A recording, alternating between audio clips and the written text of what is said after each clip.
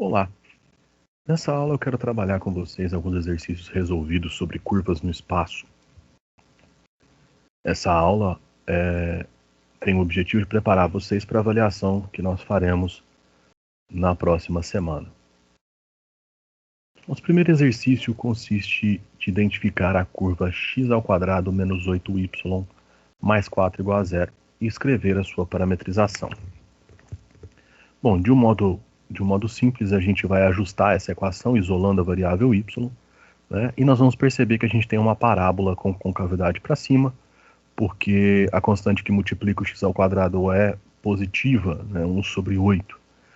E aí a gente vai escrever a parametrização dela de uma forma muito tranquila. A gente vai fazer x de t igual a t e vamos substituir o x por t na variável y. Então nós ficamos com x de t igual a t e y de t igual a t² sobre 8 mais meio.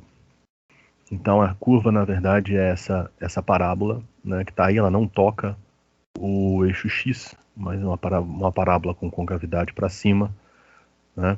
Então você sabe que essa equação aqui, essa parábola, ela não vai ter raízes reais, né? Porque ela não toca o nosso eixo x. Tá? Exercício 2. Nós queremos encontrar a função comprimento de arco da hélice circular R de t igual a 2 cosseno t, 2 seno t e t. Só para registro de vocês, esse gráfico ele foi obtido através do GeoGebra 3D, tá? Ele está disponível na internet, é só você procurar GeoGebra 3D no Google, você vai encontrar a versão web dele, e é só você jogar essa parametrização lá que ele te mostra exatamente qual é a curva, tá? Como que a gente calcula a função comprimento de arco dessa hélice? Vou considerar que ela começa num ponto A, né? A gente não especificou um ponto inicial.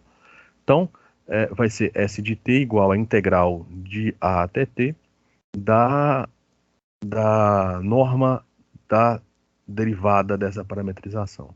Então, aí nós vamos encontrar a raiz quadrada de menos 2 seno t² mais 2 cosseno t² mais 1². Na hora que você aplicar os quadrados, você vai ficar com 4 seno quadrado de t mais 4 cosseno quadrado de t. Vai colocar o 4 em evidência, seno ao quadrado mais cosseno ao quadrado vai dar 1. Então você tem 4 mais 1 dentro da raiz. Então essa integral é a integral de A até t da raiz de 5. Então basta você multiplicar a raiz de 5 pela amplitude da sua integral, pois você tem apenas uma constante na sua integral. Então a função comprimento de arco da hélice circular é raiz de 5 que multiplica t menos A, onde esse A é o ponto inicial, obviamente. Tá? Exercício 3. Você tem uma partícula que se desloca no espaço e em cada instante t, o seu vetor posição é dado por essa parametrização aí. Então ele descreve uma curva, né, no espaço que é dado por essa parametrização. T dividido por t menos 2 e 1. Tá? O item A pede para você determinar a posição da partícula nos instantes t igual a 0 e t igual a 1. Então no instante t igual a 0, essa partícula está exatamente sobre o eixo z, na altura igual a 1. Então ele está no ponto 001. Já no instante em t igual a 1, ele está no ponto 1, menos 1 e 1. Tá? O item B pede para esboçar a trajetória dessa partícula, e novamente eu recorri ao GeoGebra. Perceba que essa curva que está traçada em preto, ela tem uma característica importante, né? Ela parece ter ali um plano ou uma reta, né, que é meio uma assíntota, né, do qual ela se aproxima o quanto a gente quiser em ambos os lados, né, mas ela nunca toca. Então esses dois braços, eles nunca vão se encostar, né? Logicamente, a gente está olhando isso numa direção, né? E sempre que o eixo verde é o eixo y, tá? E quando o y vai para menos infinito, por exemplo, você percebe que ela explode para um lado do seu plano, né? Essa curva é uma curva plana, você pode perceber que ela parece ser uma curva plana, na verdade, né? Ela é uma curva plana, ela está sobre o plano z igual a 1, né? Ela é uma curva plana, e aí ela explode nesse plano, né? Para um lado quanto para o outro, se você olhar somente em relação ao eixo y. Porque se você olhar em relação ao eixo x, que é o eixo em vermelho, ela tem aí essa reta ou esse outro plano que serve como se fosse uma assíntota, né, dessa curva, tá bom? E isso a gente vai entender quando a gente resolver o item C, que é o que acontece com essa partícula quando o t se aproxima de 2, né? Então, quando a gente calcular o limite, a resposta dessa pergunta é o que acontece, quanto é o limite de R de t quando t tende a 2. Então, a gente encontra que é 2, o limite de t sobre t menos 2 quando t tende a 2 e 1. Tá? Perceba que, lembrando que o limite, né, da curva é o limite de cada uma das funções componentes. Tá?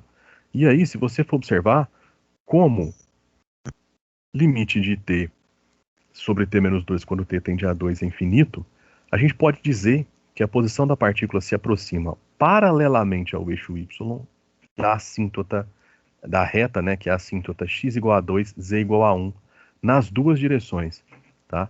Então você pode considerar que você tem lá uma reta, né, a reta x igual a 2, z igual a 1, ou seja, uma reta paralela ao eixo y, tá? Que serve de assíntota. Da mesma forma, existe um plano ali paralelo ao eixo z, né, que contém essa reta, né, que vai servir ali de assíntota nessas duas direções, tá? Então, o que acontece é que o que acontece com essa partícula? Ela vai se aproximar desse plano, né, e vai desviando dele o máximo que ela conseguir, sempre se aproximando dele o quanto você quiser, mas nunca tocando ele, tá? E qual é a velocidade e aceleração dessa partícula num instante qualquer? Então, velocidade instantânea, estamos falando do vetor velocidade, né, e do vetor aceleração. São esses dois vetores que estão aí. Então, eles indicam para nós a velocidade e aceleração dessa partícula nesse movimento aí que ela faz. Tá? Exercício 4. Esse exercício é um exercício muito interessante que a gente vai permitir para a gente aprofundar num tópico que é importante, mas que muitas vezes a gente passa por cima no cálculo 1, a gente não dá muita importância, e às vezes também a gente ignora ele um pouco aqui no cálculo 2, porque é algo muito específico e como ele demanda técnicas numéricas, muitas das vezes a gente não comenta ele, mas elas vão aparecer. Tá? O que são elas que vão aparecer? As tais das integrais elípticas. O que esse exercício 4 pede? Calcule o comprimento da elipse com eixos com medida AB maior que zero sobre os eixos coordenados e centrada na origem. Então, perceba que eu só falo para vocês quais são os eixos da elipse e não falo para você qual que é o eixo maior e qual que é o eixo menor. Tá? Então, a equação dessa elipse é x² sobre a² mais y² sobre b² igual a 1. Né? E a gente sabe que essa parametrização é dada por A cosseno t, B seno t. A gente sabe pela aula anterior, onde a gente falou sobre parametrização de curvas. Né? Então, o comprimento dessa elipse vai ser dada por S de t, que vai ser de 0 a 2, integral de 0 a 2π. Por que integral de 0 a 2π? Porque se eu quero calcular o comprimento da elipse, e a elipse é uma curva fechada, né? Então ela tem um valor inicial e um valor final para t, né? Esses dois valores fechados, né? No intervalo fechado, de forma que eu percorro toda a curva. Tá? Então, para nós, esse intervalo é o intervalo de 0 a 2π, que vai, para nós, vai estar como amplitude dessa integral, né? Da raiz de a² seno quadrado de t, mais b² cosseno quadrado de t, que na verdade é a norma da derivada da curva, né, dentro dessa integral. Tá bom? Essa integral não tem como ser solucionada por vias analíticas. Simplesmente por vias numéricas, e nós vamos comentar um pouco agora, nós vamos entrar um pouco nesse tópico das integrais elípticas. Tá? Que são integrais elípticas? As integrais elípticas estão ligadas ao comprimento de arco de uma elipse. Tá bom? Uma característica importante dessas integrais elípticas é que a gente não consegue calculá-las em termos de funções elementares, tá?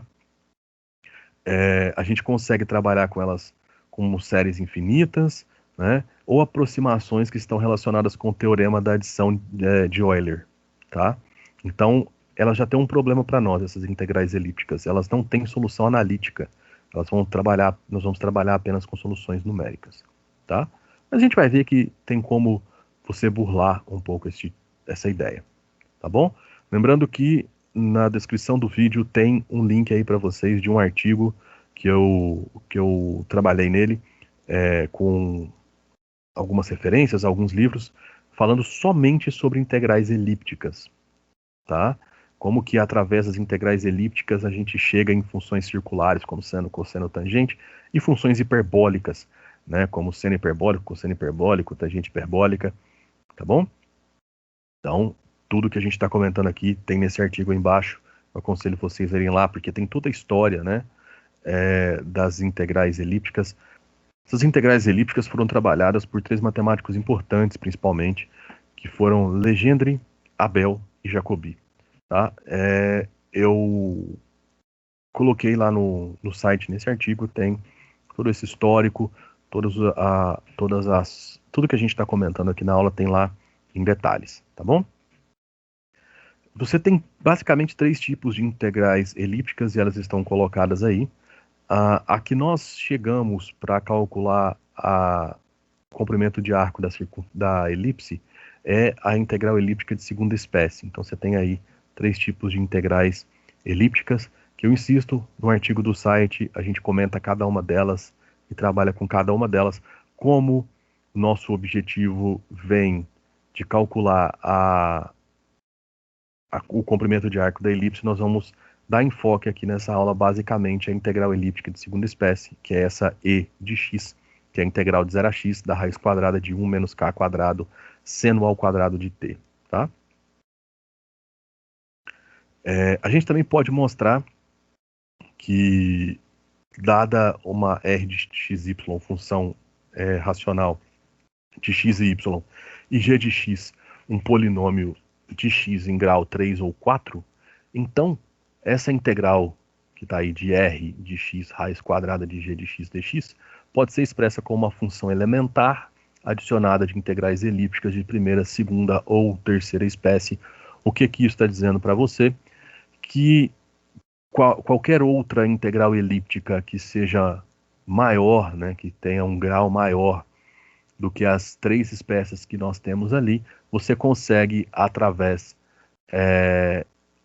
de uma manipulação algébrica, colocar essa integral elíptica em função das outras 3 espécies principais, tá?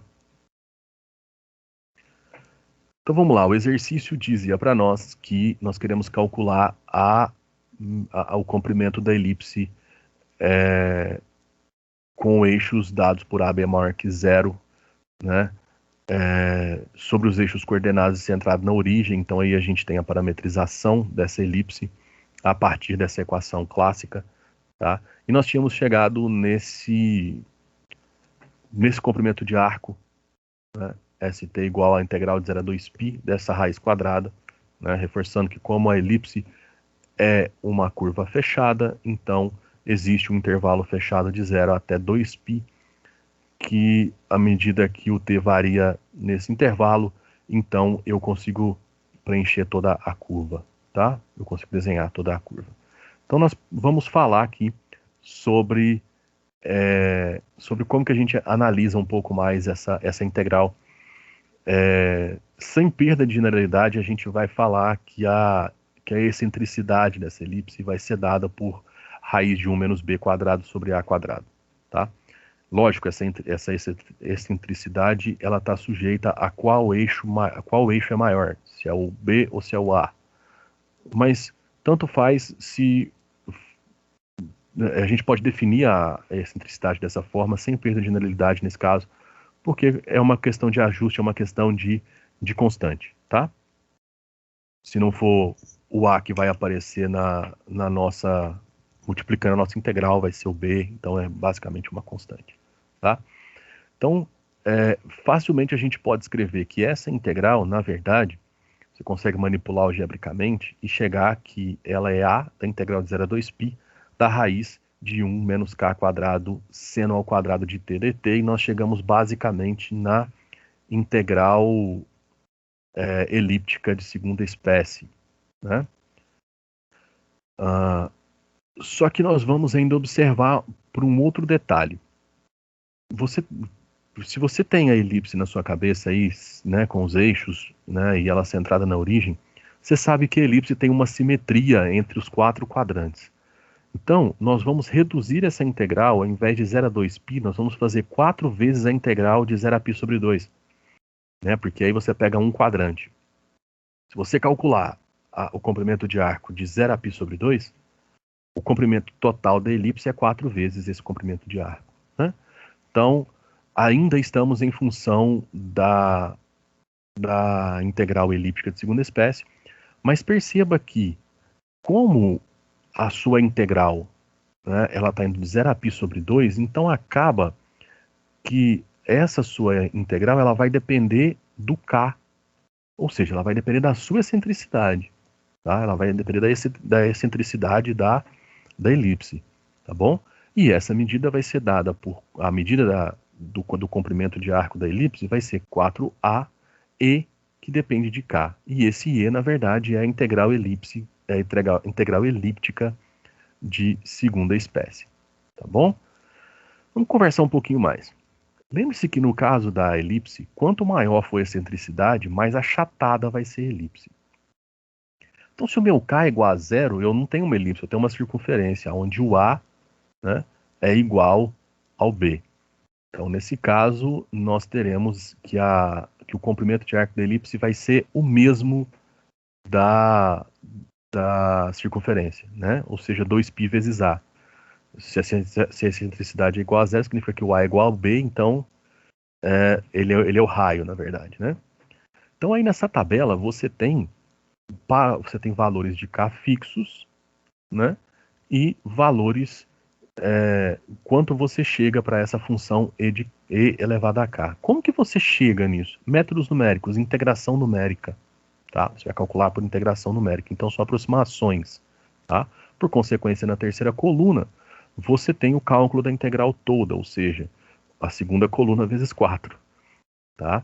Então, a primeira coluna você tem o valor da excentricidade.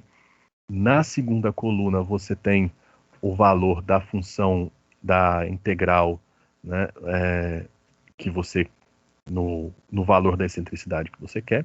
Tá? E na terceira coluna você tem o L, ou seja, a coluna anterior vezes 4. Tá bom? Que era exatamente o que a gente tinha antes. Eu quero reforçar aqui que para você encontrar esses valores, você usa integração numérica. Também tem uma forma de você encontrar isso usando expansão binomial. Tá? Nesse artigo do site eu mostro para vocês como fazer isso. Só que, mais uma vez, a gente vai ter que trabalhar com aproximações, porque senão a gente não pode garantir aí a convergência, tem problemas de convergência e tal. Tá? Aconselho vocês a irem lá e olhar, porque essas integrais elípticas vão aparecer de novo mais para frente para nós. Exercício 5. Eu quero calcular os limites das funções vetoriais aí abaixo, né?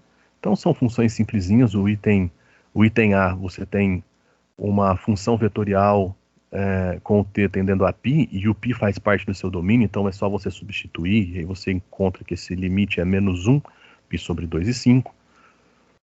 No item B, você tem limite de t tendendo a 2, de t ao quadrado menos 4 sobre t menos 2 e 1. Então você vai jogar o limite em cada uma das suas funções componentes, né? O primeiro limite você tem duas formas de fazer ele. Você pode aplicar a regra de L'Hopital, ou lembrar que t ao quadrado menos 4, na verdade, é t menos 2 vezes t mais 2, né? E aí você corta o t menos 2 em cima com o t menos 2 embaixo, então isso fica limite de t tendendo a 2 de t mais 2, ou seja, você encontra 4. Na segunda função componente, o limite da constante é a própria constante, então seu limite é 4 e 1, tá? O item C é bem interessante, porque nós queremos o limite de t tendendo a 0 aí de uma função vetorial que está no espaço, né? E aí você vai aplicar o limite em cada uma das funções componentes, e no primeiro caso você vai ter uma consequência do segundo limite fundamental, né? Esse limite aí é tabelado, ele é ln de 2, né? O limite de t tendendo a zero de a elevado a t menos 1 dividido por t é o ln de a. Então, nesse caso, como a é 2, você tem ln de 2. No segundo caso, como o t pertence ao domínio da sua função, é só calcular, você vai encontrar o zero. E na terceira função componente também é só calcular, porque o valor para o qual t tende está no domínio da sua função. Então, você encontrou que o limite dessa função vetorial é ln de 2, 0, 0. Tá? Não tem muito segredo, não. Exercício 6. Eu quero calcular o limite e analisar a continuidade das funções vetoriais dadas nos pontos indicados. Tá ok? Então, no nosso item A, você tem uma função definida por duas sentenças, que é a seguinte, uma função vetorial de dimensão 2, né, que para t diferente de 3, ela vale módulo de t menos 3 dividido por t menos 3 na primeira função componente e t ao quadrado na segunda função componente. Se t é igual a 0, se t é igual a 3, ela é igual a 0. Né? O que isso quer dizer? Quer dizer que na função componente, todas as funções componentes dela são nulas. Tá? Eu quero saber se elas são contínuas ou não em t igual a 0 e t igual a 3. Né? Vamos analisar primeiro para t igual a 0.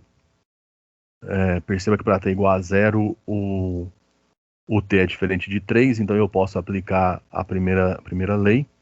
Então eu vou calcular o limite em cada uma das minhas funções componentes, basta substituir o zero, isso vai me dar menos 1 e 0, né? Porque você vai ter aí módulo de menos 3 dividido por menos 3, você vai ter 3 dividido por menos 3 dá menos 1, tá? E esse é exatamente o f aplicado no meu ponto t igual a 0, ou seja, além do limite existir, ele é igual a f aplicada no ponto, quer dizer que essa função é contínua nesse ponto. Já para t igual a 3, facilmente você demonstra que o limite de t tendendo a 3 do módulo de t menos 3 dividido por t menos 3 não existe. Tá? Basta você calcular os limites laterais nesse caso, e você vai perceber que um vai dar 1, o outro vai dar menos 1. Tá? E como os limites laterais são diferentes, então o limite dessa primeira função componente não existe quando t tende a 3. Se para a primeira função componente não existe o limite, aí acabou para todas as outras. Eu não preciso nem olhar o que acontece, né, para a segunda função componente, que é t quadrado. Tá? Como o limite não vai existir, então a minha função vetorial não pode ser contínua em t igual a 3. Ok? Item B. No item B nós temos aí um caso interessante onde a sua função vetorial ela é t seno de 1 sobre t na primeira componente, cosseno de t na segunda componente, quando o t é diferente de 0. Quando o t é igual a 0, você tem 0 e 1.